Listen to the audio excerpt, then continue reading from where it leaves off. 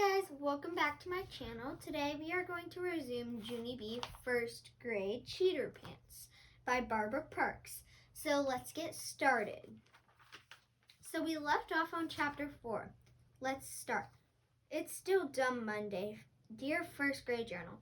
Right now it is recess. I'm not playing on the playground. Instead, I'm sitting on at my desk and I'm waiting to get yelled at. I wish I could disappear into thin air.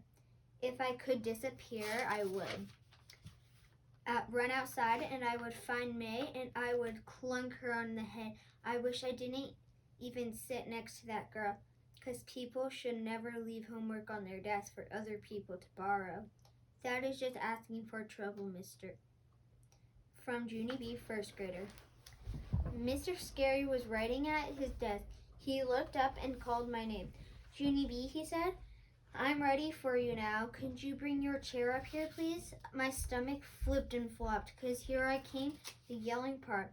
That's why I did some deep breaths, and then I pulled my chair to the front of the room, and I sat down next to him. Mr. Scary took my homework paper out of the drawer. He set it in front of me very seriously. I want you to explain this, Junie B, he said. I want you to tell me exactly why you copied May's homework this morning. Why you copied May's homework this morning? I tried to swallow, but nothing went down. Well, let's see. The reason I copied was I tapped on my chin. Then all of a sudden, I thought of it. Daddy, I said. It's my daddy's fault. The teacher looked surprised at that answer. Your daddy, he said. Your daddy told you to copy May's homework? Yes, I said. No. Last night I wanted to stay up late and do my homework, but Daddy turned off my light, and so the reason that I had to come to school without it. Oh, I see, said my teacher. Your daddy wouldn't let you stay up, so that's what forced you to copy May's homework. I nodded real fast. Yes, I said. That's exactly it. Mr. Scary raised his eyebrows. So did May exactly give you her paper to copy, he said. He asked next. I rolled my eyes at the crazy question. No, silly, May would never do that, be that nice, I said. It's just that this morning she kept on bragging about her homework is always an A+, and then she left the paper on top of her desk right when she went to the office. And that's just asking for trouble, mister. A troublemaker. Mr. Scary leaned back on his chair. Ah, he said. So when May left to the office, you saw her paper and just decided to borrow it, I said. I decided to borrow it to copy. The teacher did a frown. Borrow, he said. No, Junie B, I'm sorry, but borrow is not the right word here at all.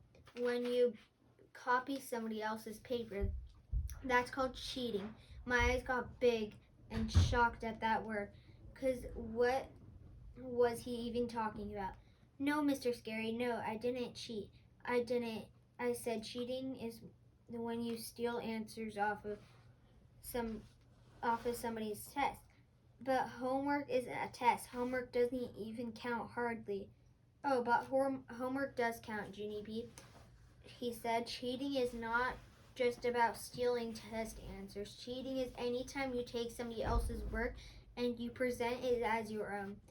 He looked at me. When you cheated this morning, you broke my trust in you, Junie B, he said.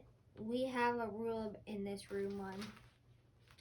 We keep our eyes on our own paper. You've heard me say that 100 times, I bet. I felt surprised in that information. What, that's a rule, I said. No kidding, I always thought that was. Well, just a suggestion. Mr. Scary rolled his eyes. No, Junie B, it's not a suggestion. It's definitely a rule, he said. And it's an important rule, too. I drummed my fingers on the desk.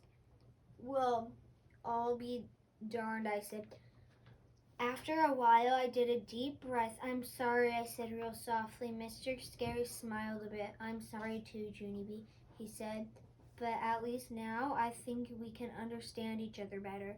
I will not put with cheaters in my classroom." I did a wince. "Yeah, only I wish you couldn't keep saying that cheater word," I said, "'cause I didn't even know I was cheating, hardly. Plus, I don't like cheaters either, Mr. Scary. On account of my daddy cheated on the old maid last week, and I'm still not over the terrible experience."